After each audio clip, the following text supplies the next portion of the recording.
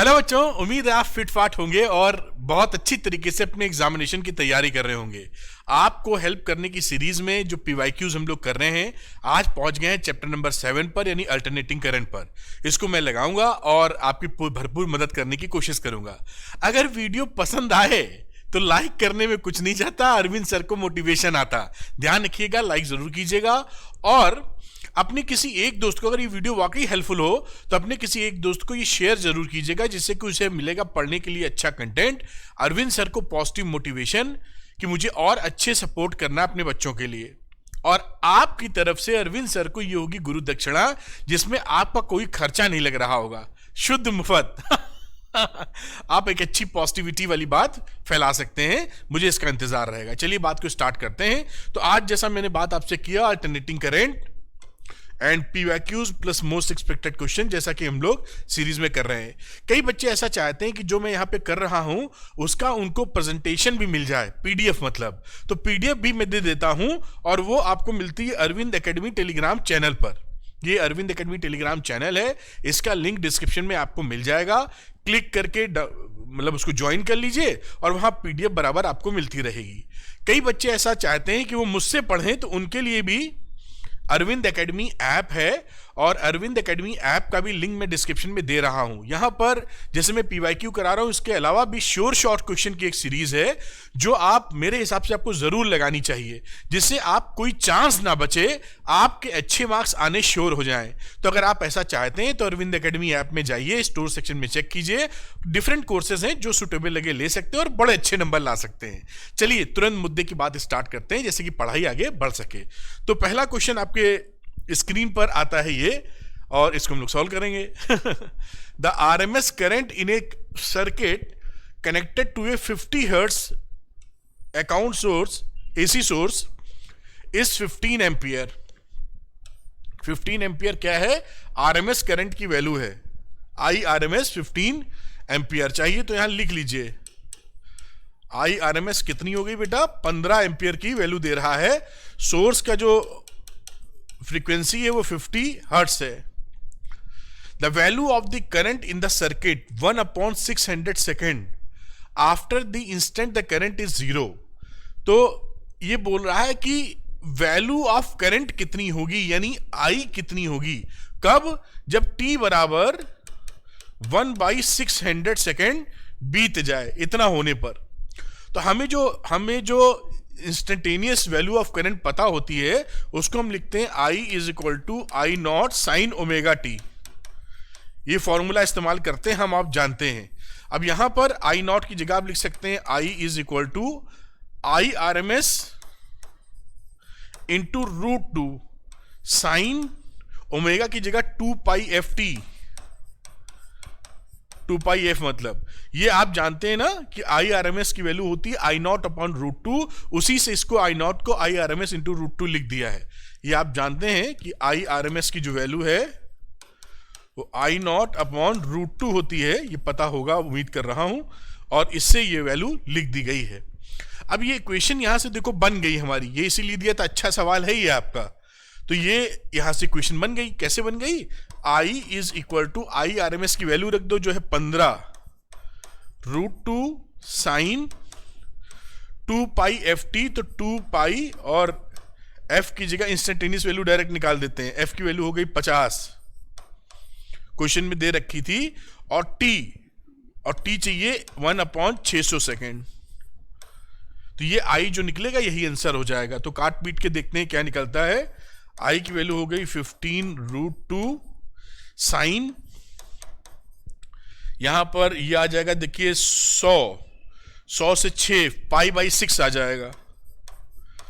π/6 की वैल्यू होती है 1/2, तो ये वैल्यू हो गई 15 √2/2, और ये वैल्यू आ जाती है 15/√2 रैशनलाइज करने के बाद एम्पियर। ये आपका आंसर आ गया 15/√2। आंसर ए है, आंसर ए है 15/√2 एम्पियर। ये आपका आंसर आ गया ए। इस तरीके से सवाल होगा। ये सवाल अच्छा सवाल मैं कहूंगा, अच्छा का मतलब है कोई हॉट्स नहीं है, लेकिन आपको आना चाहिए, वरना कई बच्चे नहीं कर पाएंगे इसको।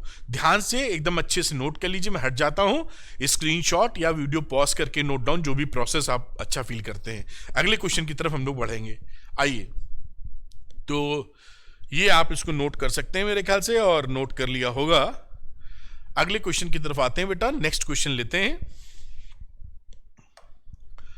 अब इस क्वेश्चन में देखते हैं बेटा क्या है।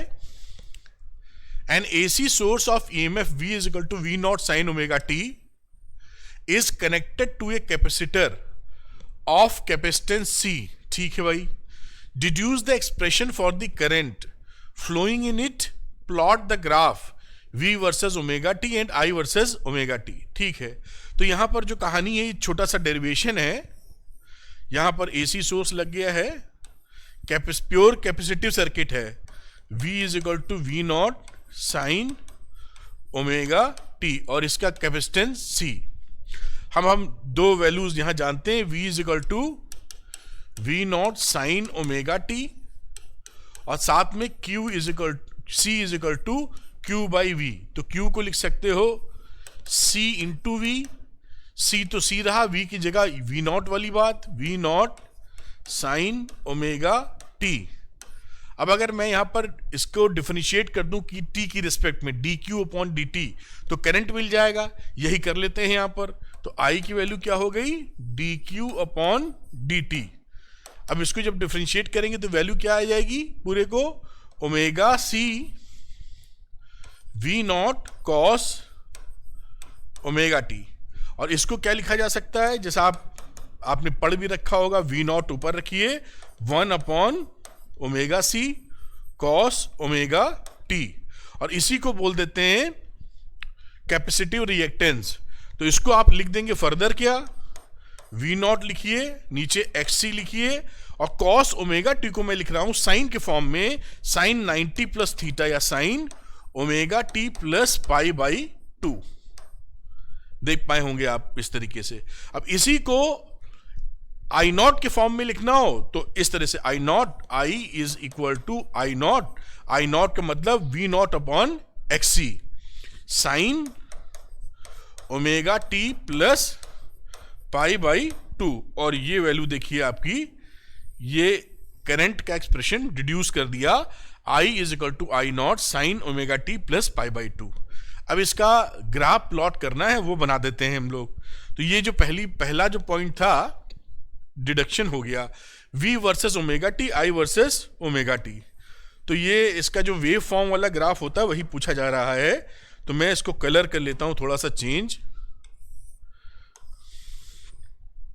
इस डायरेक्शन में ओमेगा टी,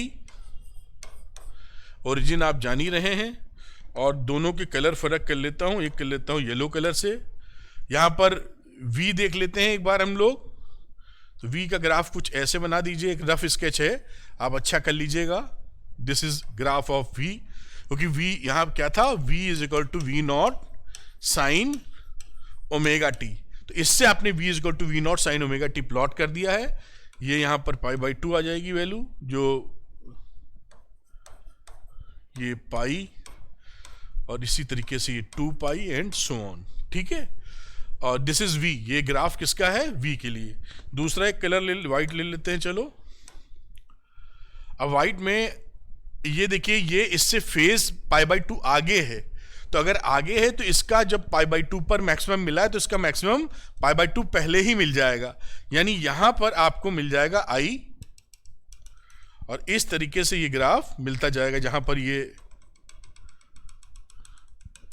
अच्छा सा नहीं बनाया, आप बना लीजिएगा। This is the graph of I, ये I का ग्राफ है। ये ओमेगा टी और V और I का V और I इस तरफ हमने प्लॉट कर लिए हैं। तो ये ग्राफ हो गया। मेरे ख्याल से आपको मैं ऊपर से नीचे दिखा देता हूं, नोट कर लीजिए। पढ़ा आपने हो गई, एक बार रिवाइज हो गया है तो इससे और अच्छी बात हो जाएगी मेरे ख्याल से। ठीक है, तो ये आप शुरू से मैं दिखा देता हूं क्वेश्चन के साथ में, यहां कहीं रोकना ठीक रहेगा। हाँ, तो इसको नोट कर लें साहब। तो नोट कर पाए होंगे शायद, पॉज करके या जो भी प्रोसेस हो। और इसके बाद ये स्केच हो गया आपका मोटे तौर पे, तो इस तरीके से स्केच हो जाता है। तो ये क्वेश्चन आपका कंप्लीट हो जाता है। नेक्स्ट क्वेश्चन की तरफ चलते हैं और देखते हैं इस क्वेश्चन में क्या है हमारे लिए। तो अगला क्वेश्चन लेते हैं बेटा, देखते हैं क्या है। लिखा है in a circuit the phase difference between the alternating current में and the source voltage is π/2।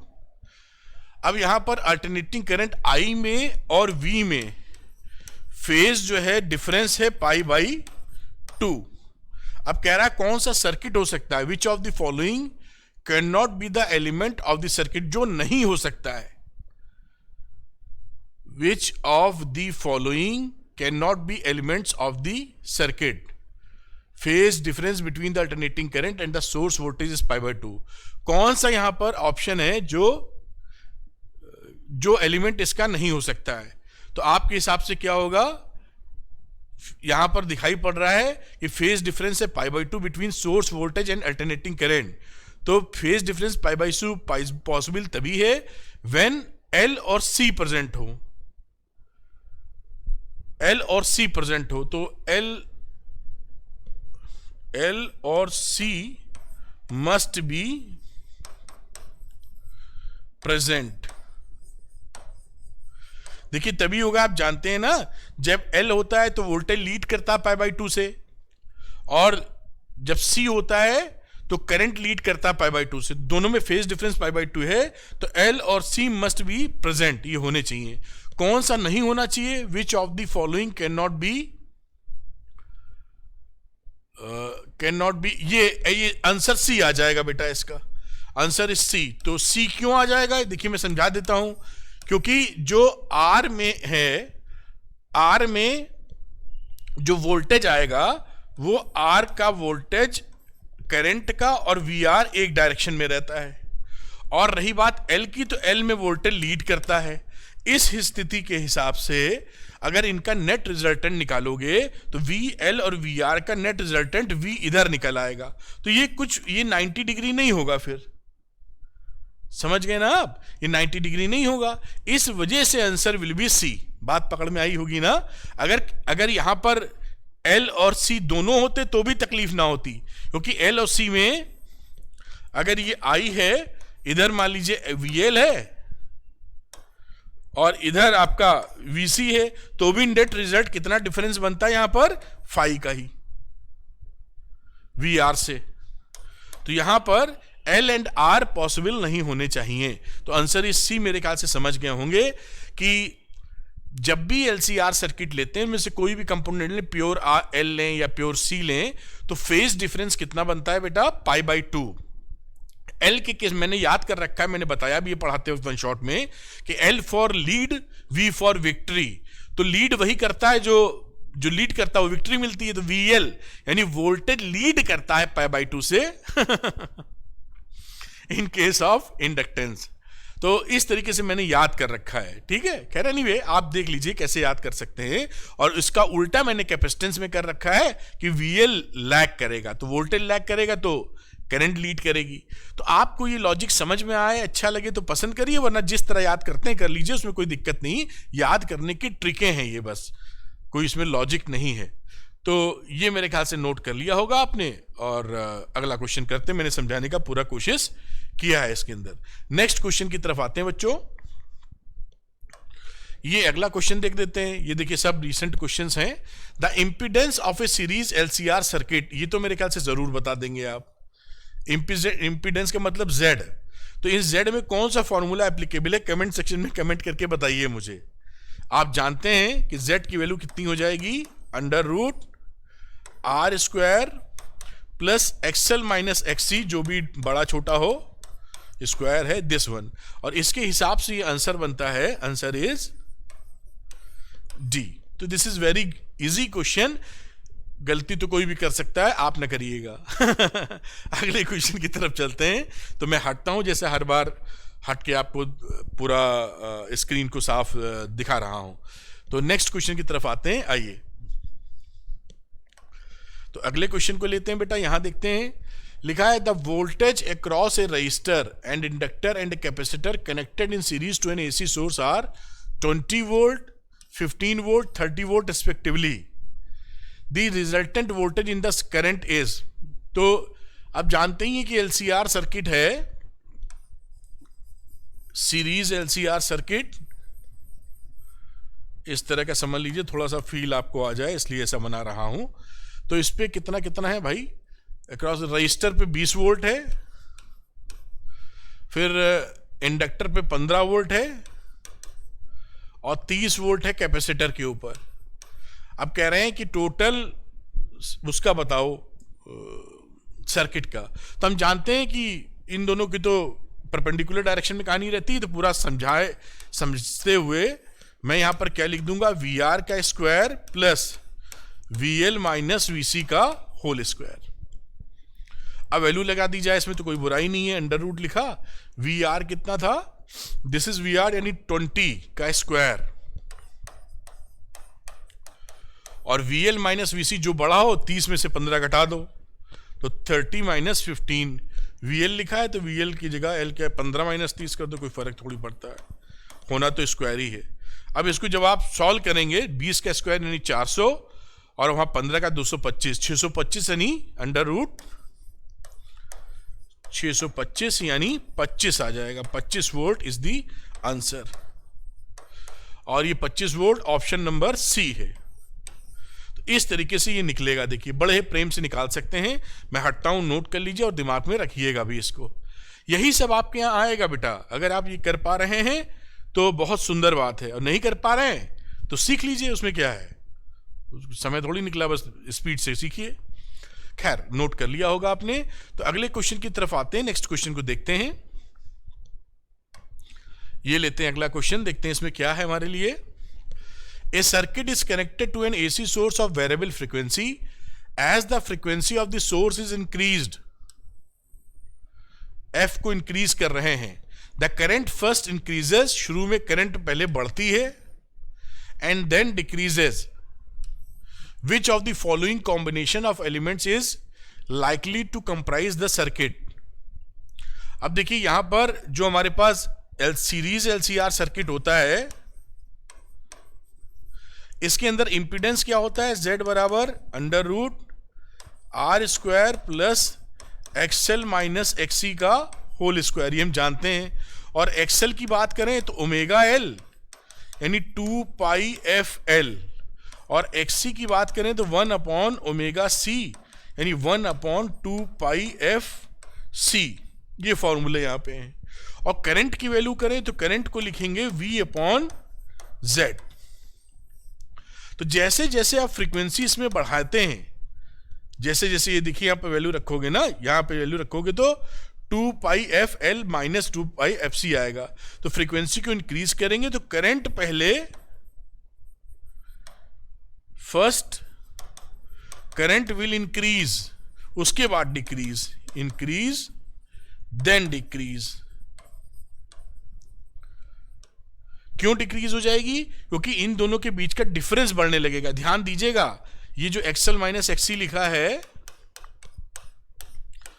ये टर्म क्या आ जाएगा, 2 पाई एफ एल माइनस 1 अपॉन 2 पाई एफ सी का होल स्क्वायर। और ये वैल्यू Z में आती है, तो Z बढ़ेगा तो I कम होगा। शुरू में जैसे ही आप करंट थोड़ा सा फ्रीक्वेंसी बढ़ाएंगे, तो फ्रीक्वेंसी बढ़ाने पर F बढ़ाने पर ये F बढ़ेगा, ये घटेगा, मतलब टोटल वैल्यू घटेगी बढ़ने पर। तो इसकी वजह से करंट विल इंक्रीज, मतलब Z हमारा कम हो जाएगा। Z कम होगा तो I इंक्रीज कर जाएगी, और बढ़ाते चले जाएंगे ज्यादा तो यहां पर गैप बढ़ जाएगा, ये वैल्यू बड़ी हो जाएगी, ये छोटी, तो Z will increase, Z increase तो I विल डिक्रीज।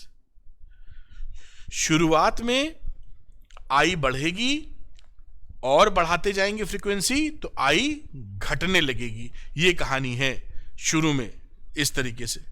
अब इसको ज्यादा रिसर्च की जाए तो और भी बहुत कुछ किया जा सकता है, लेकिन नहीं कर रहे हैं, यहीं पे रोक रहे हैं। 1 नंबर का सवाल था ये, तो इतनी बात काफी है, ध्यान रखिएगा। खैर मैं हट जाता हूं, आगे आप इसको नोट करें, फिर हम लोग अगले सवाल की तरफ चलेंगे। मेरे ख्याल से आपने नोट कर लिया होगा, तो अगले क्वेश्चन की तरफ आ जाते हैं और अगले क्वेश्चन में देखते हैं हमारे लिए क्या है। तो ए 15 ohm resistor and an 80 millihenry inductor and a capacitor of capacitance C are connected in series with a 50 hertz AC source. बहुत अच्छी बात है. If the source voltage and current in the circuit are in phase. अब ये देखिए क्या बोल रहा है. ये बोल रहा है, बड़ी इंपॉर्टेंट स्टेटमेंट है, यहीं से क्लू मिल गया हमको. कह रहा है if the source voltage and the current in same phase, अगर ये सेम फेज में है तो ये प्योर रेजिस्टिव सर्किट हो जाएगा. और प्योर रेजिस्टिव सर्किट होने का मतलब क्या है कि यहां पे रेजोनेंस हो रहा है, XL बराबर XC है. पकड़ पाए हो? यहां पर Z की जो वैल्यू है, मतलब मैं इतना डीपली ना जाने की जगह, XL बराबर XC है. क्यों? क्योंकि ये हमारा V and I in same phase. तो सेम फेज में आप कह सकते हो रेजोनेंस कंडीशन हो गई कि जो अप्लाइड वोल्टेज है और जो करंट है वो सेम फेज में हो गई. वो कब होती है? जब XL बराबर XC होता है, तब होती है. तो यहां पर XL बराबर XC है. Then the value of capacitance, capacitance की वैल्यू निकालनी है. तो XL की वैल्यू होती है ओमेगा L, यानी 2 पाई FL. XC का होता है 1 अपॉन ओमेगा C, यानी 2 पाई FC. C निकालें यहां से अगर हम लोग, तो C की वैल्यू हो जाएगी 1 upon 4 pi square F square into L. यहां पर सारी वैल्यूज डाल के आंसर निकाल सकते हैं. तो 1 अपॉन 4 इंटू 3.14 का स्क्वायर, F है 50 का स्क्वायर, इंटू L कितना है? 80 मिली हेनरी. तो 80 इंटू 10 की पावर -3 कैलकुलेट करेंगे तो C की वैल्यू आ जाएगी 1.27 इंटू 10 की पावर -4 फेरेड, या 127 माइक्रो फेरेड. ये हमारा आंसर आ गया. तो इस 127 का मतलब है answer is B. Answer is B. इस तरीके से क्वेश्चन हो जाएगा. लेकिन ये इंपॉर्टेंट है कि अगर आप ये जो क्लू दिया है, इस क्लू को पहचान नहीं पाए तो फिर फंस जाएगा, क्वेश्चन नहीं हो पाएगा. हमेशा ध्यान रखिएगा, जब भी अप्लाइड वोल्टेज और करंट एक फेज में आ जावे, वो रेजोनेंट की कंडीशन होती है XL बराबर XC. और जहां पर XL बराबर XC होगा वहां पर V और I एक फेज में होगा. कोई भी परेशानी थोड़ी है इसमें. खैर, आप इसको नोट करिए.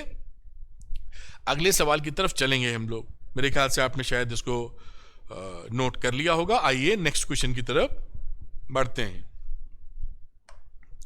ये लीजिए, अगले क्वेश्चन पे आ गए हैं.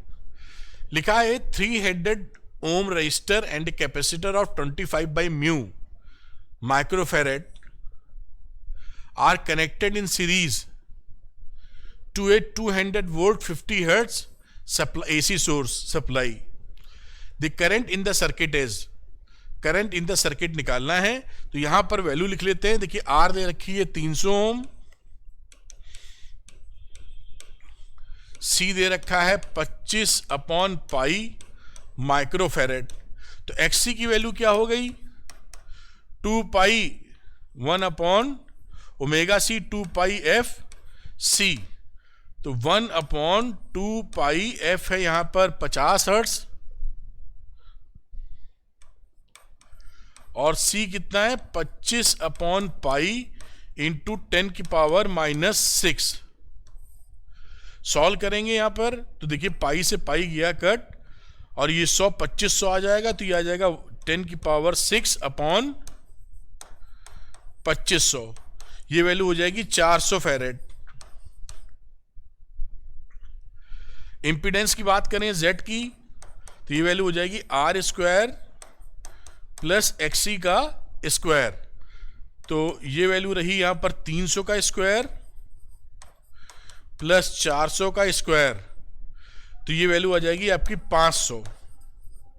करंट कितनी होगी? हम जानते हैं I की वैल्यू होती है V अपॉन Z. V है 200 वोल्ट, Z निकाला है 500,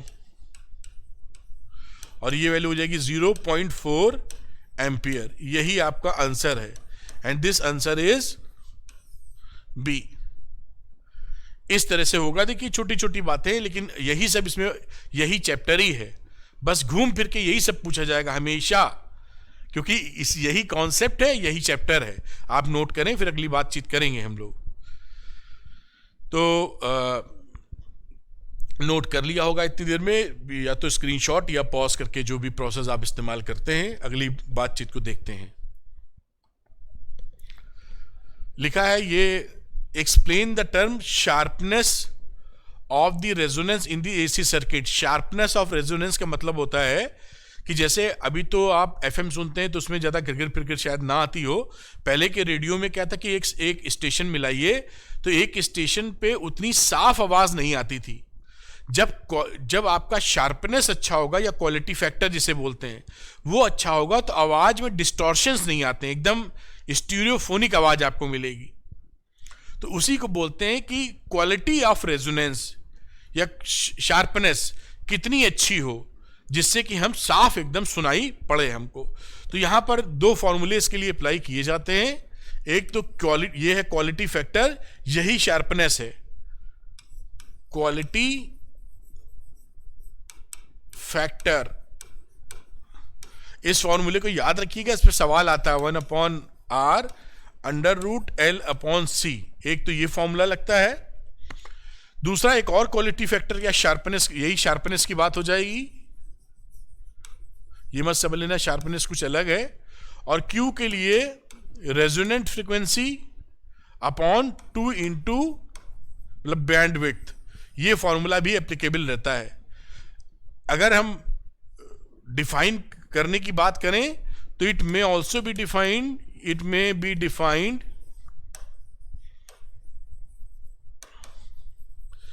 as the ratio of resonant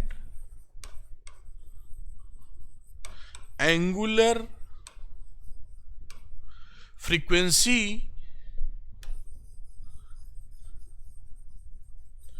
to the bandwidth of the circuit।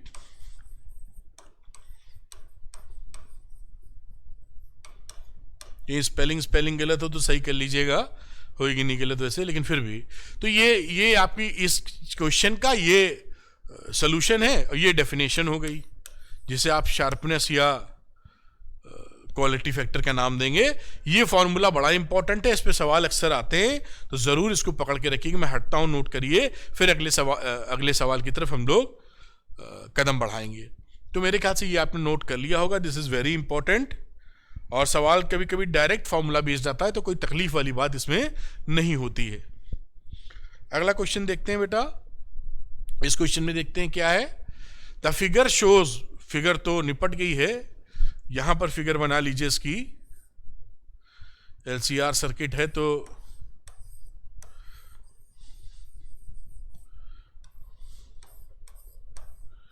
ये फिगर हो गई, ठीक। The figure shows a series LCR circuit connected to a variable 200 volt AC supply, जहां पर L दे रखा है 50 मिली हेनरी,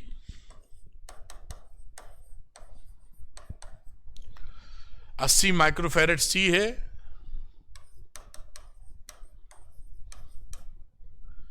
एंड R है 40 ओम। Determine the source frequency which derives the circuit in resonance। तो रेजोनेंस कंडीशन में angular frequency आप जानते ही हैं। रेजोनेंस फ्रीक्वेंसी क्या हो जाएगी, 1/√LC है ना, लिखा है, derives in resonance. Resonant angular frequency, resonant frequency omega, तो 1/√LC वैल्यू रख दीजिए यहां पर। तो 1/√L कितना है, 50 मिली हेनरी, C कितना है, 80 माइक्रोफैरेड। इसको जब सॉल्व करेंगे तो ये वैल्यू आ जाएगी ओमेगा की 50 रेडियन पर सेकेंड, 500 रेडियन पर सेकेंड। 500 रेडियन पर सेकेंड। अब F निकालना चाहेंगे आप तो 2 पाई F बराबर 500, तो F की वैल्यू आ जाएगी 80 hertz. 500 upon 2 pi, this is equal to 80 hertz. तो ये पहले वाले का एक तो आंसर आ गया। अब दूसरा देखते हैं क्या पूछा है इन्होंने। The quality factor Q of the circuit, मैंने कहा था नहीं पूछा बहुत जाता है, तो इसमें कुछ करना नहीं है, बस फॉर्मूला लगा देना है। Quality factor Q is equal to 1 upon R under root L upon C। यही फॉर्मूला लिखा था ना पिछले, कुछ गलत तो नहीं लिख दिया? ठीक है, तो 1 upon R under root L by C, ये फॉर्मूला आपको लगाना है। वैल्यू रख दीजिए यहां पर। तो R की वैल्यू कितनी थी? 40 थी जहां तक। 1 अपॉन 40, L कितना है? 50 मिली हेनरी, C है 80 माइक्रोफेरेड। इसको जब सॉल्व करेंगे तो वैल्यू आ जाएगी 0.625 और ये आपका आंसर हो जाएगा। तो देखिए इस तरह के सवाल आपको मिलते रहेंगे और आप प्यार से इसको सॉल्व भी करते रहेंगे, इसमें कोई कष्ट की बात नहीं है। मैं हटता हूं, नोट कर लीजिए आप। देखिए बहुत ही आसानी से इसको सॉल्व किया जा सकता है और कहीं कोई प्रॉब्लम आपको नहीं आएगी। मेरे ख्याल से नोट कर लिया होगा। मैं एकदम चुस्त दुरुस्त तरीके से बता रहा हूं, कोई टाइम वेस्टिंग ना करते हुए आपकी। खैर, तो ये आपका सवाल हो जाता है। अगले सवाल की चर्चा करते हैं। अगला सवाल लेते हैं बेटा। A resistor R and an inductor L are connected in series to a source voltage V is equal to V not sine omega T. तो R और LR सर्किट है, तो ये रहा R और ये रहा इसका कॉइल जिसे L बोल दोगे, और इसको कनेक्ट किया है हम लोगों ने एक AC सोर्स से। तो V is equal to V not sine omega t. यहां पे रहेगा VR और यहां पे रहेगा VL। Find the peak value of the voltage drops across R and across L। Peak voltage यहां पे ड्रॉप और यहां पे ड्रॉप निकालना है। तो पीक वोल्टेज की बात करूं अगर, पॉइंट नंबर 1, तो हम जानते हैं कि पीक वोल्टेज अक्रॉस R क्या रहेगा। एक बार लिख देता हूं, चलो। पीक वोल्टेज अक्रॉस R, तो V R is equal to I not into R. इसको ऐसे भी लिख सकते हो भाई, जब वी मैक्सिमम वी नॉट निकाल रहे हैं आर के केस में, तो V R not is equal to I not into are.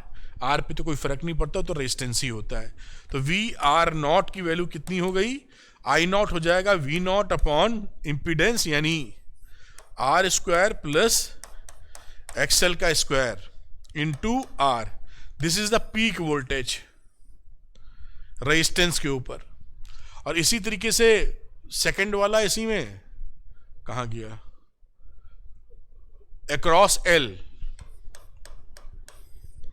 तो पीक वोल्टेज अक्रॉस एल।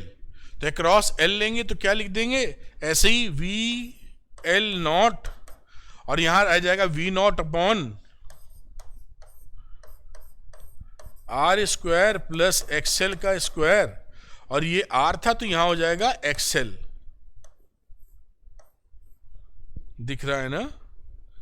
दिख तो रहा है। थोड़ा सा इसको एक और कदम पीछे ले लेते, कुछ और उड़ गया। तो एक्सएल का स्क्वायर इंटू एक्सएल, ये आपका पीक वोल्टेज हो गया एक्सएल के अगेंस्ट में। एक्सएल कह लीजिए या कॉइल जो बना रखी है। दूसरी बात करते हैं, B option, phase difference between the applied voltage and current which of them is ahead. तो यहां पर जो फेज डिफरेंस होगा आप जान ही रहे हैं, आई वी आर एक ही फेज में होता है, दूसरा वी एल की बात कर रहे हैं, इसका रिजल्टेंट आ जाएगा वी इधर, दिस इज द फेज। तो यहां से आप ड्रॉप करेंगे तो क्या लिखेंगे, 10 phi is equal to V L upon V R. तो फेज डिफरेंस के नाम पर आप फाइज को 10 inverse V L upon V R लिख सकते हैं, या 10 इनवर्स एक्सएल अपॉन आर भी लिख सकते हैं। ये आपका सेकंड वाले का आंसर हो जाएगा। उम्मीद है आप इसको ग्रैस्प कर पा रहे होंगे, और मैं हटता हूं, इसको आप नोट कर लीजिए, फिर अगले सवाल की तरफ चलेंगे। तो ये आपके सामने, इसको आप नोट कर लें जो मैंने समझाया है। बहुत ही देखिए, यही पूरे चैप्टर में, आपसे मैं बोलूं पूरे चैप्टर में यही घूम घूम के है, क्योंकि यही इसका कॉन्सेप्ट है, यही सिखाना चाहता है आपको चैप्टर। तो एक बार अगर आपने कॉन्सेप्ट पकड़ लिया तो सवाल कैसे भी घुमाए आप घूम सकते ही नहीं है, सब सही होगा। और कई बच्चों को अल्टरनेटिंग करंट टफ लगता है, जबकि ये सबसे सरल चैप्टर है आपका। सही बोल रहा हूं आपसे, प्रेम से पढ़ेंगे एकदम छा जाएंगे, मतलब मजा आने लगता है। जैसे चेस नहीं खेलते हैं वैसे ही मन करता है लाओ थोड़ा खेल लें इससे। खैर एनीवे, इसको नोट करिए, बाकी तो पंचायतें करते रहेंगे हम लोग। खैर ये आप, जैसा मेरा रहता है कि पढ़ाते वक्त आपका समय ना जाया हो, तो ये हो गया काम मेरे ख्याल से आपका। अगला क्वेश्चन देख लेते हैं बेटा, आओ। ये एक अगला एलसीआर सीरीज, एलसीआर सर्किट है, तो कुछ नहीं, वही जो करते आ रहे हैं वही करना होगा। Find the value of the phase difference between the current and the voltage. Current और वोल्टेज में फेज डिफरेंस निकालना है। इन the series LCR circuit shown below, which one leads in phase, current और वोल्टेज। तो देखिए यहां निकालने का जो हमारे पास तरीका है, ये फॉर्मूला एक इंपीडेंस ट्रायंगल में सीखा था कि 10 phi XC minus XL upon R. अब जो डोमिनेट कर जाएगा उसी तरह का ये सर्किट होगा। एक्सी बड़ा है कि एक्सएल बड़ा है, डोमिनेट करने का मतलब एक्सी एक्सएल में बड़ा कौन है। तो अब तो ये निकाल के ही दिखेगा कि बड़ा कौन है। जो बड़ा होगा उसी का डोमिनेंस चलेगा, उसी की सत्ता यहां पर चलेगी। तो ये देखिए जो वैल्यू लिखी हुई है यहां पर, अगर मैं निकालूं तो ओमेगा कितना है, कंपेयर करते हैं ना, ये तो मालूम होगा, फिर भी लिख देता हूं, v is equal to V not sine omega T plus phi. इससे कंपेयर कर दीजिए इसको, तो ओमेगा कितना मिल जाएगा बेटा, ओमेगा मिल जाएगा 1000। एक्सी निकाल लेते हैं, एक्सएल भी निकालेंगे, तो एक्सी निकाला 1 अपॉन ओमेगा सी। सी कितना है, 2 माइक्रोफेरेड, तो 1 अपॉन 1000 ओमेगा और 2 इंटू 10 की पावर -6, ये इसकी वैल्यू हो गई 500 ओम।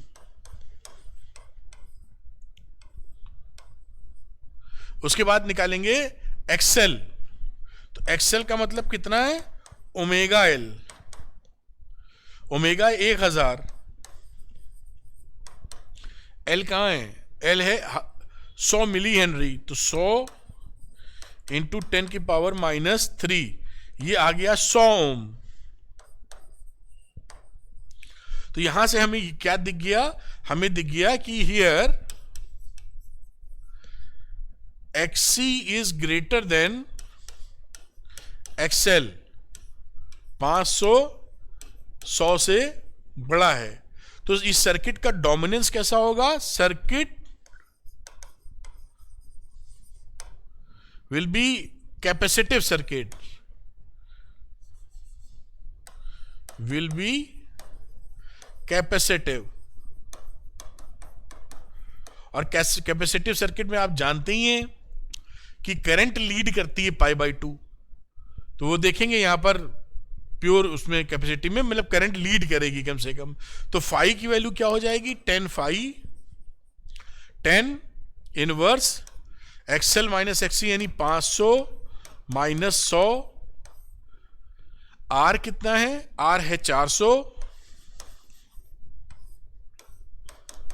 तो 10 इनवर्स 1 आ गया है, 400 upon 401 which is equal to 45 degree. तो यहां पर क्या हो गया, करंट लीड्स, कैपेसिटिव है इसलिए current Leeds the voltage by phase angle 45 degree.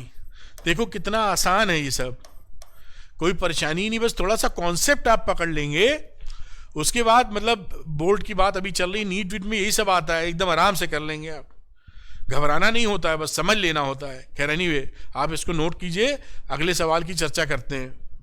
तो उम्मीद है आप इसको नोट कर पाए होंगे, स्क्रीनशॉट या वीडियो पॉज करके नोट डाउन करना, जो भी आपको कंफर्टेबल लग रहा होगा। अगले सवाल पे चलते हैं। अब ये जो अगला सवाल है, N inductor L of inductive reactance XL is connected in series with a bulb B and an AC source। यहां पर कहानी कुछ ऐसी है, ये इंडक्टर है और यहां पर आगे कोई एक बल्ब है और AC सोर्स से जुड़े हुए हैं, जल रहा है बल्ब, ऐसा बना देते हैं। How would brightness of the bulb change. अब कह रहा है कि brightness of the bulb change होएगी कब कब, तो समझते हैं। पहला बोल रहे हैं number of turns in the inductor is reduced. इसके अंदर हम लोग नंबर ऑफ टर्न्स को घटा दें, तो देखिए जब नंबर ऑफ टर्न्स को आप घटाते हैं ना, तो L will B decreased, self inductance of the coil वो कम हो जाएगा, और आप एक्सेल की वैल्यू जानते हैं ओमेगा L होती है, तो एक्सेल जो कि ओमेगा L है वो भी डिक्रीज हो जाएगा, क्योंकि L गिर रहा है, ध्यान से समझते रहिएगा। अगर हमारा एक्सेल कम हो गया तो अपोजिशन टू द करंट कम हो गया, करंट ज्यादा जाएगी और बल्ब ब्राइटनेस और बढ़ जाएगी बल्ब की, तो bulb brightness will be increased. तो ये लॉजिकली समझ लेंगे तो कभी भी गलती नहीं होगी, क्योंकि ऐसे क्वेश्चंस महा इंपॉर्टेंट हैं। आपका ये जो क्वेश्चन है ये बहुत ज्यादा इंपॉर्टेंट है और आता है। तो ये अभी सेकंड वाला भी देखते हैं क्या कांड कर रहे हैं। पहले में समझे ना आप कि अगर नंबर ऑफ टर्न्स को घटा देते हैं तो L कम हो जाएगा, L कम होने से एक्सेल कम हो जाएगा, एक्सेल कम होने से करंट ज्यादा जाएगी, जिससे कि ज्यादा ब्राइटनेस बल्ब की बढ़ जाएगी। नंबर 2 की बात करते हैं। An iron rod is inserted in the inductor. यहां पर उठाया इन्होंने जो इनकी श्रद्धा है कि ये बड़ा पूछा जाता है आपसे, एक आयरन रॉड को अंदर डालने की कोशिश कर रहे हैं, तो इस केस में होगा iron rod inserted. Iron rod insert करोगे तो L की वैल्यू बढ़ जाएगी, सेल्फ इंडक्टेंस, तो एक्सेल हमारा बढ़ जाएगा, तो ब्राइटनेस हमारी कम हो जाएगी। भाई ये समझ पाए ना, एक्सेल बढ़ा अपोजिशन टू द करंट, तो ब्राइटनेस इसकी घट गई, तो ब्राइटनेस विल बी डिक्रीज्ड।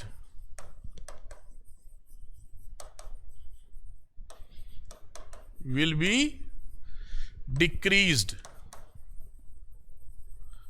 ये ब्राइटनेस बेटा घट जाएगी। नंबर 3 देख लेते हैं, येलो कलर ले लेते हैं। तीसरे में कह रहे हैं एक कैपेसिटर ऑफ रिएक्टेंस एक्सएल बराबर XC is inserted in the series in the circuit, justify your answer. अच्छा, एक्सएल बराबर एक्सी, यहां पर यहां इन्होंने एक कैपेसिटर लगा मारा है सीरीज में, यहां पर थर्ड केस के लिए। तो आप देखिए जब एक्सएल बराबर एक्सी होता है तो रेजोनेंट कंडीशन होती है।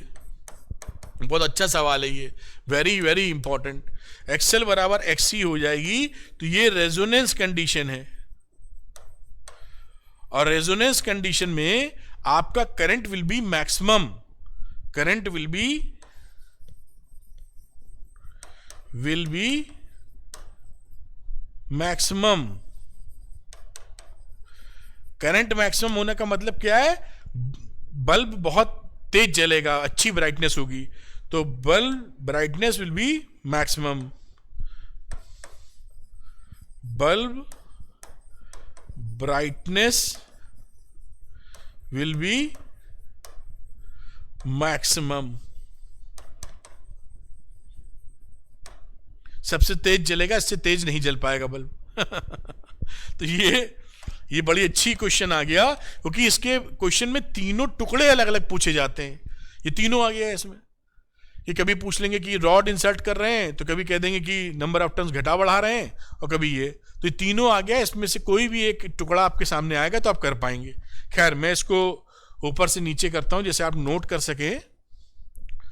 यहां कहीं ये, तो इसको आप नोट कर लीजिए, नोट कर पाए होंगे। और अगले क्वेश्चन की तरफ बढ़ेंगे उससे पहले थोड़ा सा आ गया पूरा, कि थोड़ा सा ऊपर करना होगा ये। तो ये मेरे ख्याल से काम हो गया आपका। अगला क्वेश्चन देखते हैं कि अगले क्वेश्चन में हमारे लिए क्या है। तो अगला क्वेश्चन देखें क्या है। काफी कुछ लिखा है, और लिखा है when an alternating voltage E is equal to E not sine omega t is applied to a circuit. ठीक है भाई। And a current I is equal to I naught sin omega t plus pi by 2 flows through it. The average power dissipated in the circuit. Average power का formula आपको पता होगा, P is equal to E naught I naught cos phi. cos phi power factor होता है, ये भी आपको मालूम होगा। अच्छा, इस केस में अगर आप देखिए तो यहां पर हमारा I phi कितना है, pi by 2। Here phi is equal to pi by 2। कैसे मालूम पड़ा? इसका फेज देखिए, पाई बाई ओमेगा टी और omega T plus pi by 2। तो there is a phase difference of pi by 2, यानी फाई की वैल्यू पाई बाई 2 है। अब यहां पर जब आप वैल्यू रखोगे, P is equal to E not I not cos pi by 2, तो कॉस पाई बाई 2 तो होता है 0, तो ये वैल्यू हो जाएगी कि कॉस 90 मतलब, तो ये P की वैल्यू हो गई 0। तो आंसर विल बी D। इस तरह से क्वेश्चन आप सॉल्व कर सकते हैं, बहुत ही आसान है। लेकिन अगर किसी बच्चे ने ढूंढ ही नहीं पाए कि फेज डिफरेंस कितना, फॉर्मूला नहीं याद है, तो फिर कैसे हो पाएगा? फिर तो मुश्किल हो जाएगी। खैर, आप इसको नोट कर लीजिए, अगले सवाल की तरफ बढ़ेंगे हम लोग। तो मेरे ख्याल से इतनी देर में तो नोट कर ही लिया होगा, स्क्रीनशॉट या जो भी प्रोसेस इस्तेमाल करते हैं। तो अगला क्वेश्चन देखते हैं बेटा। ये रहा अगला क्वेश्चन। यहां पर क्या पूछा है? The power factor of a series LCR circuit as resonance will be. भाई, ये जिस बच्चे ने कमेंट करके बताओ, जिस बच्चे ने, मेरा मन नहीं कर रहा बताने का, इतना सरल है, बताऊंगा तो खैर है ही है, लेकिन आप वीडियो पॉज करके कमेंट करके बताइए मुझे कि इसका आंसर क्या होना चाहिए। This is very very important. आप जानते हैं जो पावर फैक्टर होता है, पावर फैक्टर जिसे हम cos फाई के नाम से जानते हैं, R बाई Z। क्या बोला है? रेजोनेंस, एट रेजोनेंस हमारा cos फाई का वैल्यू होता है 1, R बराबर Z। ठीक, तो पावर फैक्टर 1 होगा। सिंपल सी बात ये थी, यानी आंसर हो जाएगा इसका A। ये पता ही होगा आपको, मुझे नहीं लगता कि ना पता हो, ऐसी थोड़ी होगा, लेकिन फिर भी नहीं पता तो जान लीजिए कि सच्चाई से अगर नहीं पता तो कोई बात नहीं। पावर फैक्टर 1 होता है रेजोनेंस में, और उस समय जो इंपीडेंस होता है वो इंपीडेंस यानी Z की वैल्यू R के बराबर हो जाती है। ये चर्चा हम लोग कर चुके हैं, Z बराबर R। इसको आप नोट कर लीजिए, फिर अगले सवाल की तरफ चलते हैं। मेरे ख्याल से इसके बाद वाला सवाल थोड़ा इंटरेस्टिंग है थोड़ा सा ध्यान, मजा आएगा। अगले सवाल पे आते हैं। Without making any other change, ठीक है, नहीं करेंगे भाई। Find the value of the additional capacitor C1 to be connected in parallel with the capacitor C। अच्छा, in order to make the power factor of the circuit unity. अच्छा, power factor unity का मतलब resonance condition, resonance कराने के चक्कर में है। Power factor cos phi 1 करने का मतलब है रेजोनेंस। रेजोनेंस करने का मतलब है XL बराबर XC। ये इंफॉर्मेशन तो खटाक से मेरे दिमाग में आ गई। अब यहां पर क्या कीजिए आप, इसके पैरेलल में एक कोई C1 लगाने की बातचीत इन्होंने की है, और कुछ नहीं करना है। हम C1 कितनी वैल्यू का लगाएं कि रेजोनेंस कंडीशन हो जाए यहाँ, जैसा हमने समझा है। तो आप जानते हैं कि एक्सएल बराबर यहाँ से ही कर लेते हैं, तो टोटल कैपेसिटेंस कितना हो जाएगा, सी प्लस सी वन पैरेलल में लगे हुए हैं, तो एक्सएल बराबर एक्ससी। तो बेटा यहाँ पर एक्सएल का मतलब हो गया ओमेगा एल और ये हो गया 1 अपॉन ओमेगा सी। ओमेगा यहाँ पर 1000 है, देखिए इससे कंपेयर करोगे जब तो ये आ जाएगा 1000। एल की वैल्यू है 100 मिली हेनरी, फिर ये हो गया 1000 और सी की जगह आ जाएगा सी प्लस सी वन। इसका इक्विवेलेंट कैपेसिटेंस कितना हो जाएगा, सी प्लस सी वन, या सी इक्विवेलेंट लिख देते हैं, पैरेलल में है इसलिए। तो सी प्लस सी वन की वैल्यू कितनी हो जाएगी, ये 3 जीरो मार दो, 2 जीरो गया 1 जीरो गया, तो 1 अपॉन 10 की पावर 2 जीरो और 3 यानी 10 की पावर 5 यानी 10 की पावर -5। अब यहां C की वैल्यू 2 माइक्रोफैरेड है, तो 2 इंटू 10 की पावर -6 प्लस C1, इसको भी 10 इंटू 10 की पावर -6 लिख लेता हूं, घटाने में आसानी होगी। तो C1 कितना हो गया, 10 इंटू 10 की पावर -6 माइनस 2 इंटू 10 की पावर -6, तो 10 में से 2 गए 8 इंटू 10 की पावर -6 फैरेड, या माइक्रोफैरेड में लिखना हो तो 8 माइक्रोफैरेड। यही हमारा आंसर आ गया। तो ये एक अच्छा क्वेश्चन है, अच्छा इसलिए कि थोड़ा सा अलग वैरायटी देता है तो सरल, अच्छा इस सेंस में कि वैरायटी देता है। तो आप इसको नोट कर लीजिए, फिर अगली बात हम लोग करने की कोशिश करेंगे। तो उम्मीद है ये आप नोट कर पाए होंगे। ठीक है, अब अगला क्वेश्चन देखते हैं इसके आगे का बेटा। इस क्वेश्चन को देखते हैं। बोला है when an AC source is connected to an ideal inductor, show that the average power supplied by the source over a complete cycle is 0। तो ये हम लोग पहले ही देख चुके हैं। P की वैल्यू जो रहेगी P एवरेज, RMS वैल्यू भी लिखने की कोशिश करें तो VRMS into IRMS into cos phi. और in case of ideal inductor circuit phi is equal to pi by 2, phi is equal to pi by 2। तो यहां पे वैल्यू पुट कर दीजिए P average VRMS into IRMS into cos phi यानी cos 90 degree. ये हो जाएगा आपका 0, ऐसे लिख दे तो भी ठीक है। ठीक, इसकी वैल्यू हो जाएगी 0। तो P एवरेज कितना हो जाएगा, विच इज 0। इस तरह आपने दिखा दिया। अगला बात करते हैं। A lamp is connected in series, एक लैंप है जो कनेक्टेड इन सीरीज है with an inductor and an AC source. What happens to the brightness of the lamp when the key is plugged in and a iron rod is inserted inside the inductor? फिर वही कहानी देखिए, हम लोग ऐसा कर चुके हैं क्वेश्चन, आयरन रॉड इसके अंदर डाल रहे हैं। तो हम लोगों ने देखा था लास्ट टाइम पर, मैं कलर इसको थोड़ा बदल लेता हूं।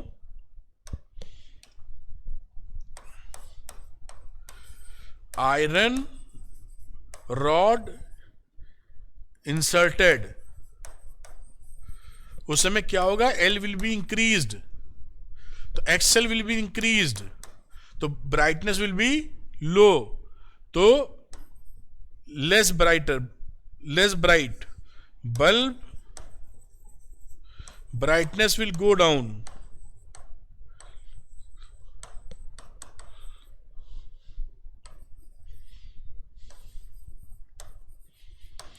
बल्ब ब्राइटनेस कम हो जाएगी, ये हम लोग समझ चुके हैं।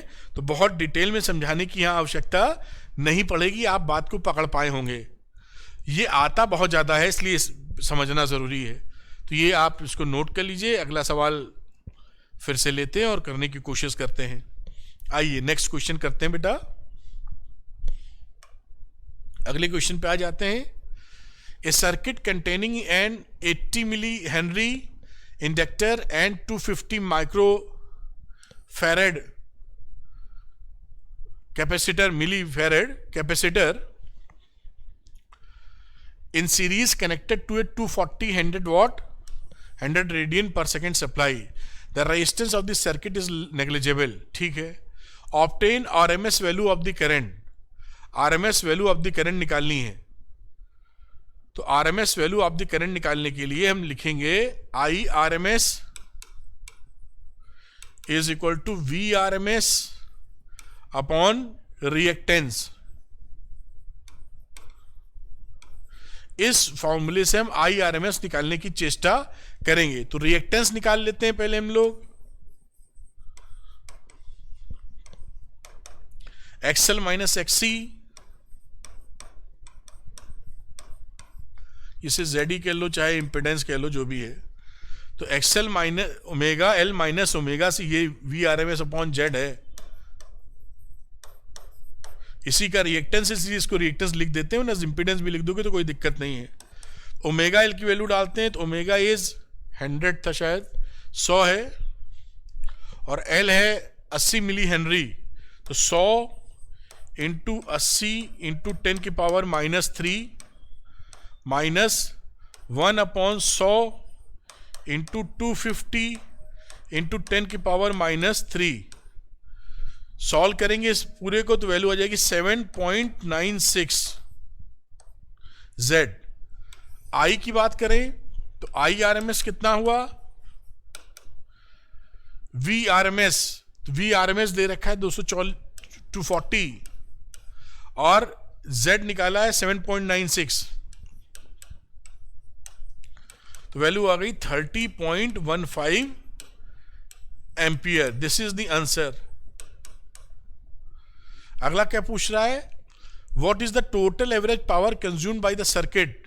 तो टोटल एवरेज पावर कितना कंज्यूम्ड होगा, 0, क्योंकि ये इसका रेजिस्टेंस 0 है, इंडक्टर और कैपेसिटर सर्किट है, इसमें 0 होती है. तो एवरेज पावर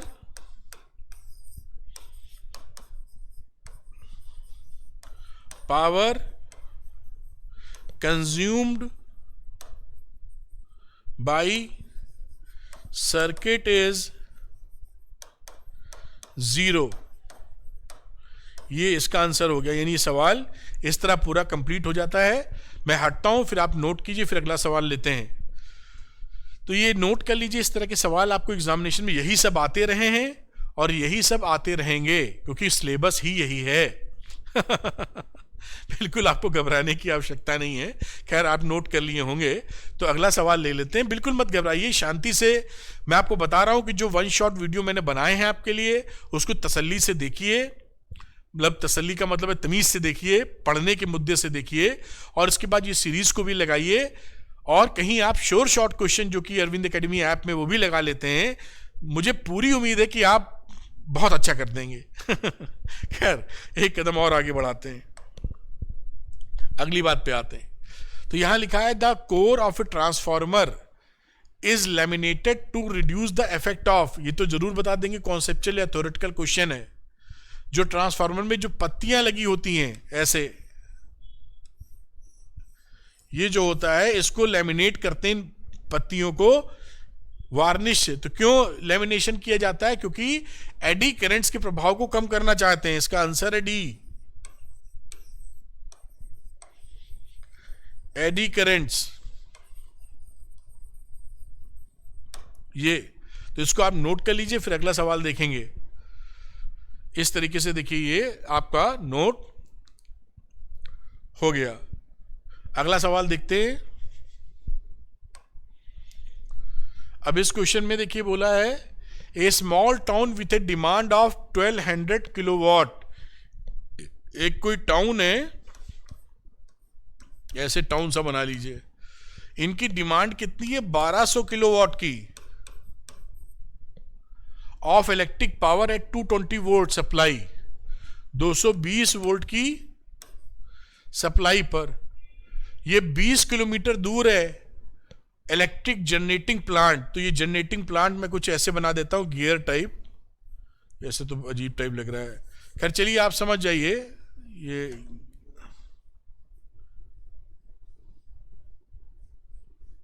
ऐसे समझ लीजिए इलेक्ट्रिक प्लांट है.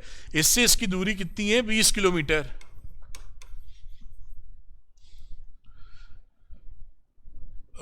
Generating power away from electric plant generating power at 440 volt, ये 440 वोल्ट पे जनरेट कर रहा है। The resistance of the two wire lines carrying power, यहाँ पे जो तार जा रहा है वो 0.5 ओम पर किलोमीटर है। दो तार जा रहे हैं, the resistance of the two wire line, दो तार है ये इस तरीके का, एक तार और मान लो ऐसे, दो तार जा रही हैं। अब इसका टोटल रेजिस्टेंस भी निकाला जा सकता है, टोटल आर कितना आ जाएगा, दो तार हैं 20 किलोमीटर है, 0.5 ओम है, तो ये आ गया 20 ohm. Total resistance of the wire भी निकल आया 20 ओम, जो निकालना पड़ेगा ही यहाँ। Then town gets the power from the line through a 4220 volt step down transformer at a sub station. यहाँ एक ट्रांसफार्मर लगा हुआ है, वो स्टेप डाउन करता है, फिर वो इस्तेमाल कर पाएंगे घर टाउन वाले। Estimate the line power loss in the front of heat in form of heat, line power loss हमको निकालना है। तो total resistance of the wire तो हम लोग निकाल ही चुके हैं, जो कि है 20 ओम। ईवी की बात करते हैं जो 4000 वोल्ट है, कहाँ गया 4000, कहाँ निकाल रहा था ये the town gets the power, यहां पर जो ये लगा हुआ है। तो ईवी की बात करें तो ईवी कितना है 4000 volt. P is equal to E virtual I virtual लिख दीजिए। आरएमएस वैल्यू की बात लेके चलें तो यहां से क्या लिखा जा सकता है, 1200 इंटू 10 की पावर 3, 1200 किलोवाट जो निकल रही है, और देने वाले कौन से हो गए 4000 इंटू आईवी पावर के बराबर कर दिया। अब आईवी की वैल्यू निकालेंगे तो आईवी यहां से मिल जाएगा कितना, 300 एम्पियर। अब आईवी क्या है, RMS value of the current.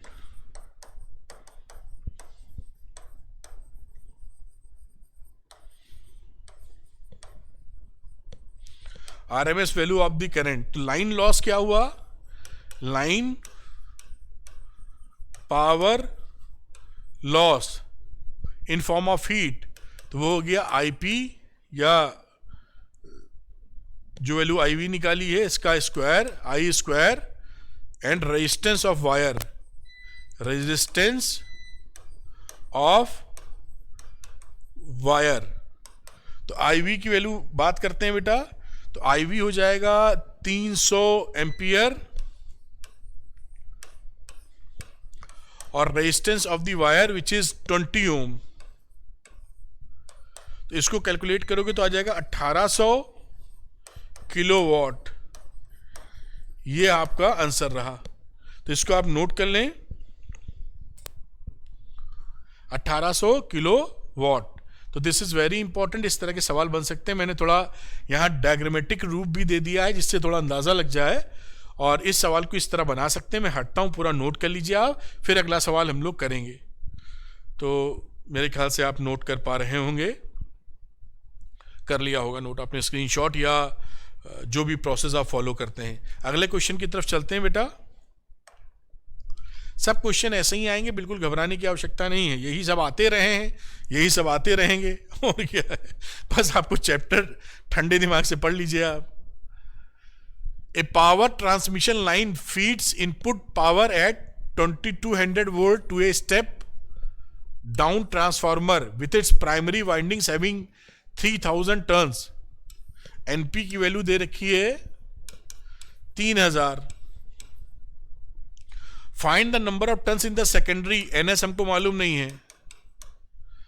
Power output पता है, ये जो वोल्टेज पहले बात करें, सेकेंड क्या बोलना चाहिए, प्राइमरी का वोल्टेज दे रखा था कितना, 2200 वोल्ट, और सेकेंडरी दे रखा है 220, 110 तो 110 300 आंसर होगा। खैर एनीवे कैसे निकालेंगे, तो Vs upon Vp is equal to NS upon NP, value रख दीजिए। तो NS की वैल्यू क्या हो गई, NP into VS upon VP। NP कितना है 3000, VS है 220, अपॉन 2200। तो आप काटेंगे, ये देखिए आ गया 10, 300। ये हमारा और आपका आंसर हो गया। 300 इज द आंसर। बिल्कुल आराम से निकाल सकते हैं, कोई भी तकलीफ वाली बात नहीं है, और ये वाकई सरल है। चैप्टर इज वेरी इजी, आराम से पढ़ें। खैर मैं हटता हूं, इसको नोट कर लीजिए, अगले क्वेश्चन की तरफ चलेंगे हम लोग। तो मेरे ख्याल से आपने नोट कर लिया होगा, तो अगला क्वेश्चन पकड़ लेते हैं। आइए देखते हैं नेक्स्ट क्वेश्चन। ये अगले क्वेश्चन पे आ गए। यहां पर how much current is drawn by the primary of a transformer connected to a 220 volt supply when it delivers power to a 110 volt 550 watt refrigerator. बहुत आसानी वाली बात है। P input is equal to P output. जब तक नहीं बोला जाता एफिशिएंसी तो बराबरी मानते हैं। ये 550 वॉट है, तो Vp into IP primary coil, ये हो गई 550 के बराबर। तो 220 इंटू IP बराबर 550। तो IP की वैल्यू कितनी हो गई? 550 अपॉन 220, यानी 11, 5 और ये रहा 2, यानी 2.5 एम्पियर। ये रहा आंसर। तो देखिए इसमें कोई भी परेशानी नहीं, कितनी आसानी से आप इसको निकाल पा रहे हैं। इससे ज़्यादा आसान क्या होगा? बस धैर्य बना के रखिए, पढ़िए थोड़ा ठीक से। और मैं जो भी आपको पढ़ाता हूँ, वन शॉट में भी पढ़ाया, यहाँ भी पढ़ा रहा हूँ, कोशिश ये करता हूँ एकदम सरल भाषा का इस्तेमाल किया जाए और साथ में पूरी चीज़ पढ़ाई जाए आपको। तो परेशान नहीं होना है, सब हो जाएगा, बहुत अच्छा करेंगे आप। तो इसको नोट डाउन कर लीजिए, फिर अगला क्वेश्चन करते हैं हम लोग। मेरे ख्याल से नोट कर लिया होगा आपने। तो आइए अगले क्वेश्चन की तरफ चलते हैं। ये रहा अगला क्वेश्चन और देखते हैं इसमें क्या है हमारे लिए। And alternating current from a source is given by I is equal to I not sine omega t. ठीक है। What is the effective value of current? Effective मतलब RMS वैल्यू, वही इफेक्टिव का मतलब RMS, जो कि होती है I not upon √2 and frequency. तो ये देखिए, इसको कंपेयर कीजिए I is equal to I not sine omega t से। तो I नॉट की वैल्यू आ गई 10 और ओमेगा की वैल्यू आ गई 314। ये तो कंपैरिजन करने के बाद हमारे हाथ लग गया है। तो I इफेक्टिव कितनी रही? I not upon √2, 10 upon √2, solve करोगे आ जाएगा 7.07 एम्पियर। पहला तो आंसर यही हो गया। ओमेगा 314 था, फ्रीक्वेंसी पूछी है तो कलर चेंज कर लेते हैं। ओमेगा हमारे पास है 314, इसको आप पाई के फॉर्म में लिखिए तो 3.14 दिख रहा होगा। 3.14 इंटू 100 लिख सकते हो, तो लिख दोगे 100 पाई, और F की वैल्यू लिखोगे तो ओमेगा अपॉन 2 पाई, 100 पाई अपॉन 2 पाई, यानी 50 हर्ट्ज। ये आंसर आ गया। तो इस तरीके से ये आप इसको कर सकते हैं। ऐसे ही सवाल सब मिलेंगे, बिल्कुल नहीं परेशान होना है आपको, सच बता रहा हूं। एक मोटिवेशनल वीडियो बनाने वाला हूं जल्दी। खैर इसको आप नोट कर लीजिए और फिर अगली बात करेंगे। कोई दिक्कत नहीं है, वेरी इजी क्वेश्चंस और बड़े प्यार से आप सीख रहे हैं। चलिए अगला क्वेश्चन एक और ले लेते हैं, नेक्स्ट क्वेश्चन करने की कोशिश करते हैं। इस क्वेश्चन में देखते हैं क्या है। पूछा है which of the following graphs represent the variation of current I and frequency F in an AC circuit containing a pure capacitor। Pure capacitor. I और F के बीच में हमें प्योर कैपेसिटर सर्किट की बातचीत करनी है। तो देखिए प्योर कैपेसिटर में I की वैल्यू क्या आ जाएगा? V अपॉन XC, और XC की वैल्यू क्या होती है? ओमेगा 1 अपॉन ओमेगा C, मतलब 1 अपॉन 2 पाई FC, ये वैल्यू अगर यहां पुट कर दी जाए तो I is equal to V upon 1/2πfc, यानी ये मल्टीप्लाई हो जाएगा V इंटू 2πfc। थोड़ा मैं सिंपल, खैर दिख रहा होगा, सिंपल करने की कोई जरूरत नहीं है। I और F में कैसा रिलेशन है? Proportional linear relation. और जब भी ऐसा लीनियर रिलेशन मिलता है, बाकी सब कांस्टेंट दिख रहे हैं आपको, जो अपने सोर्स का वोल्टेज लगाया है, कैपेसिटेंस वो भी कांस्टेंट है, तो y is equal to x वाली लाइन मिलेगी, वो ये C है। तो answer is C। Linear curve है और लीनियर स्ट्रेट लाइन है, मतलब स्ट्रेट लाइन तो लीनियर होती है हमेशा मतलब स्ट्रेट लाइन है जो कि ओरिजिन से पास हो रही है। तो ये कभी भी इस तरह का दिखे, I is proportional to F, सीधे प्लस C भी नहीं है, तो ये कौन सा आंसर दे देगा? Answer number C। बिल्कुल भी घबराने की आवश्यकता नहीं, देखिए कितना आसानी से किया, आप ठंडे दिमाग से देखिए, मजा आ जाएगा आपको। अगला क्वेश्चन करेंगे, लेकिन उससे पहले आप इसको नोट डाउन कर लें। तो मेरे ख्याल से आप इसको नोट कर पाए होंगे, अगले क्वेश्चन की तरफ बढ़ना चाहेंगे।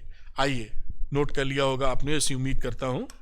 अगले क्वेश्चन की तरफ आते हैं बेटा, और इसमें देखते हैं, लिखा है a 20 volt AC is applied to a circuit consisting of a resistance as a coil. Resistance है और इंडक्टर है, कॉइल है, with negligible resistance. If the voltage across the resistance is 12 volt, the voltage across the coil is, जो मैं समझ पा रहा हूं, ये कॉइल है और यहां पर कुछ AC वोल्टेज VRMS जो दे रखी है वो 200 वोल्ट दे रखी है, ये वैल्यू यहां पर दे रखी है, सब कुछ 200 नहीं 20 दे रखी है। और कहा क्या है कि 12 वोल्ट रेजिस्टेंस पर है, इस VR की वैल्यू है 12 वोल्ट, और ये VL पे कितना है ये निकालना है। तो ये बहुत ही सरल सवाल हो गया।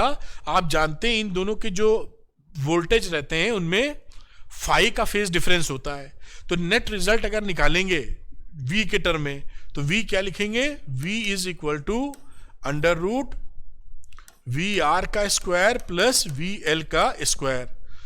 अब ये 20 है, इधर स्क्वायर कर दो, तो V स्क्वायर बराबर VR square plus VL square, ये आ गया 20 का स्क्वायर,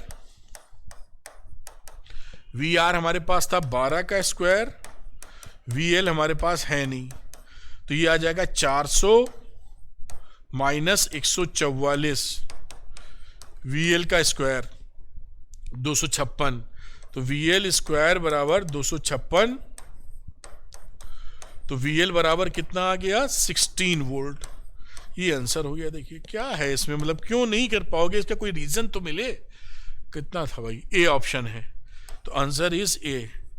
आप खुद ही बताइए कि आप क्यों नहीं कर पाएंगे इस सवाल को।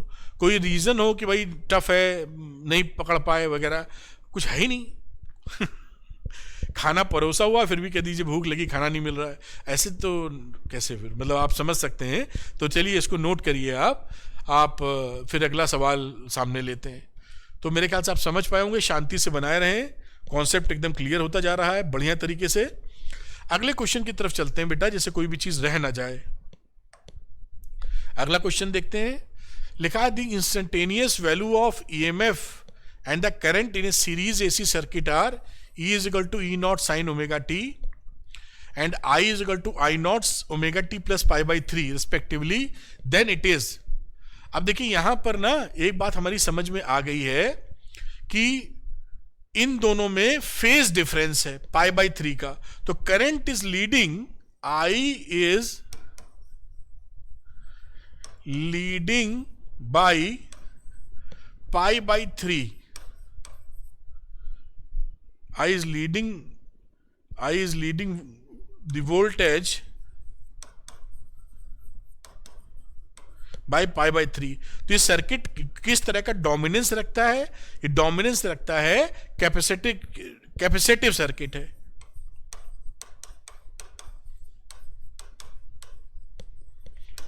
तो इसका आंसर हो जाएगा आपका कि इसमें कैपेसिटिव सर्किट है, तो C तो होना ही चाहिए भाई, वरना कैसे डोमिनेट करेगा? तो ये आंसर बनेगा नेसेसरली RL, ये तो गलत है, ये गलत है भाई, इसमें सी है ही नहीं, इसमें है, ये हो सकता है, ये हो सकता है, और डी वाला ऑप्शन सही, क्योंकि इनमें दोनों में हो सकता है। Answer is D. तो हमारा कैपेसिटिव सर्किट है, क्योंकि कैपेसिटिव सर्किट के अंदर ही करंट लीड करती है वोल्टेज को, है ना। कितना देखिए एकदम पत्ते खुले हुए हैं, मतलब कहीं आप गलती कर नहीं सकते हैं जब तक कि आप कसम ना खा लीजिए कि मुझे गलती करनी है। खैर, इसको आप नोट कर लीजिए। अगला सवाल फिर से आपके सामने पेश करता हूं। तो ठीक है, नोट कर लिया होगा आपने। नेक्स्ट क्वेश्चन लेता हूं। अब इस क्वेश्चन की तरफ आता हूं बेटा, आइए देखते हैं। ऑब्टेन द रेजोनेंट फ्रीक्वेंसी, हमें रेजोनेंट फ्रीक्वेंसी निकालनी है, जो बड़े प्यार से भी निकालेंगे, एंड क्वालिटी फैक्टर भी निकालना है of a series LCR circuit with L बराबर 3 हेनरी, C बराबर 27 माइक्रोफेरेड, R है 7.4 ohm. It is desired to improve the sharpness of the resonance of the circuit by reducing its full width at half maximum by a factor of 2. Suggest a suitable way. खैर, पहले हम resonant frequency निकाल रहे हैं, जिसे आप F not कह सकते हैं, 1/2 पाई अंडर रूट LC। 1/2 रखिए, 3.14 रखिए, अंडर रूट लगाया, L की वैल्यू कितनी है, 3 हेनरी, C कितना है, 27 माइक्रोफेरेड। इसको जब सॉल्व करोगे वैल्यू आ जाएगी 17.69 हर्ट्ज। और ओमेगा नॉट अगर निकालना चाहते हो तो 2 पाई F 111 रेडियन पर सेकेंड। अब क्वालिटी फैक्टर निकालो, तो Q निकालने के लिए हमें मालूम था omega naught upon 2 delta omega, ये फॉर्मूला हम लोग पढ़ लिए हैं। यहां से आप ऐसे भी लिख सकते हैं, वैल्यू लिखे क्वालिटी फैक्टर की 1/R अंडर रूट L/C। यहां वैल्यू रखनी होगी, तो मैं इसको थोड़ा ऊपर करता हूं, यहां कहीं रुकता हूं, और यहां वैल्यू रखते हैं 1/R। R है यहां पर 7.4 अंडर रूट L, जहां तक 3 था, और ये 27 माइक्रोफेरेड था। इसको सॉल्व करोगे तो वैल्यू आ जाएगी 45। Q हो गया 45। और अगर हमें Q को डबल करना है विथआउट रिड्यूसिंग ओमेगा नॉट, तो हमें R की वैल्यू को हाफ कर देना चाहिए, 3.7 कर देना चाहिए। तो to double quality factor Q without reducing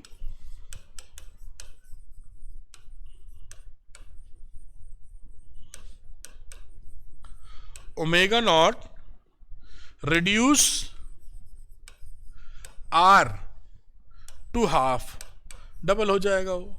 भाई इस R को आधा कर दोगे, ये डबल हो जाएगा, हाफ ऑफ इट्स वैल्यू। यानी पहले था 7.4, इसका आधा हो गया 3.7।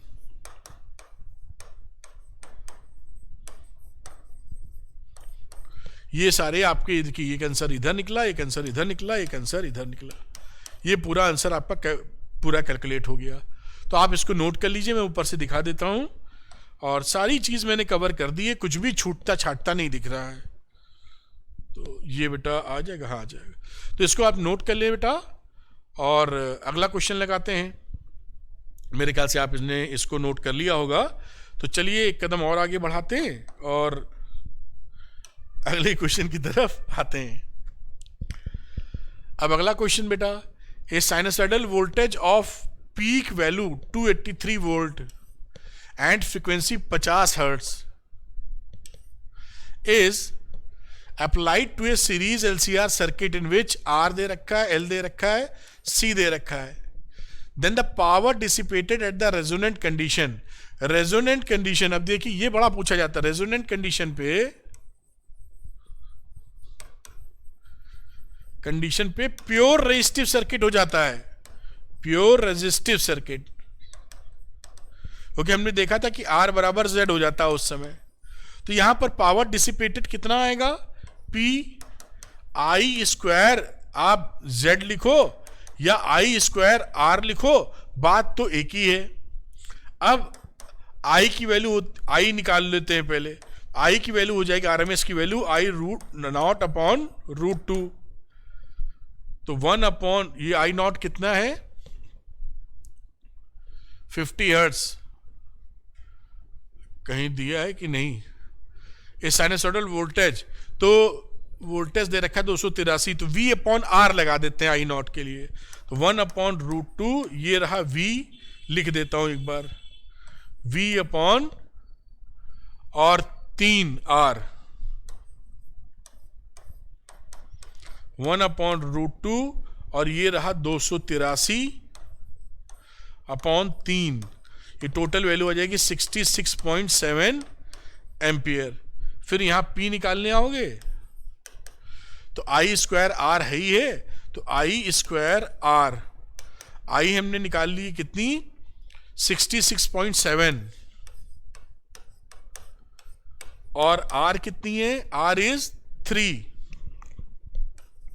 इसको सॉल्व करेंगे वैल्यू आ जाएगी 13.35 किलोवाट, ये रहा हमारा आंसर। तो इसको भी मैं हट जाता हूं, इसको आप नोट कर लीजिए पूरा, और पूरी चीज कवर्ड है, आसान चैप्टर है, बड़े प्यार से कर पाएंगे, तो आप नोट करें पहले इसको। तो ये आप इसको स्क्रीनशॉट ले लें या पॉज कर लें, या जो भी प्रोसेस आपके हिसाब से ठीक होता है वैसा आप स्क्रीनशॉट ले सकते हैं। इस तरीके से क्वेश्चन हो जाता है। हाँ, ये देखिए पूरा कंप्लीट कर दिया है मैंने। जिन बच्चों को इसका पीडीएफ चाहिए कि सर ये लिखा हुआ पूरा मिल जाए, पहले मैं निकाल नहीं पाता था, पीडीएफ निकल पा रहा है, उसमें आप अरविंद एकेडमी टेलीग्राम चैनल को ज्वाइन कर लीजिए, वहां पर इसका पीडीएफ आपको मिल जाएगा, ठीक है। और पीडीएफ मिल जाएगा, साथ में कुछ बच्चे मुझसे भी पढ़ना चाहते हैं तो अरविंद एकेडमी ऐप आता है, इसका लिंक भी डिस्क्रिप्शन में दिया हुआ है। इन क्वेश्चंस के साथ अगर श्योर शॉर्ट क्वेश्चंस की सीरीज आप लगा लेते हैं, जो कि अरविंद एकेडमी ऐप में है, स्टोर सेक्शन में जाइए, कई कोर्सेज दिखेंगे, उनमें से जो भी आपको सुटेबल लगे, श्योर शॉर्ट क्वेश्चन अगर इसके साथ लगाते हैं, बहुत ज्यादा फायदा आपको होगा। मुझे नहीं लगता कुछ बचेगा उसके बाद। खैर एनीवे, आप देख सकते हैं। तो थैंक यू वेरी मच। पसंद आया वीडियो या अरविंद सर की मेहनत आपके लिए ठीक है तो लाइक करने में कुछ नहीं जाता, अरविंद सर को मोटिवेशन आता। और अपने एक दोस्त को ये वीडियो जरूर शेयर कीजिएगा, जिससे उसको मिले एक अच्छा क्वालिटी कंटेंट, सरल भाषा में फिजिक्स सीखे, बिल्कुल डरे नहीं, और अरविंद सर को पॉजिटिव मोटिवेशन कि मुझे अपने बच्चों के लिए और मेहनत करनी है। Thank you very much, wish you all the best. मिलते हैं अगले वीडियो में। Thank you, God bless you, bye.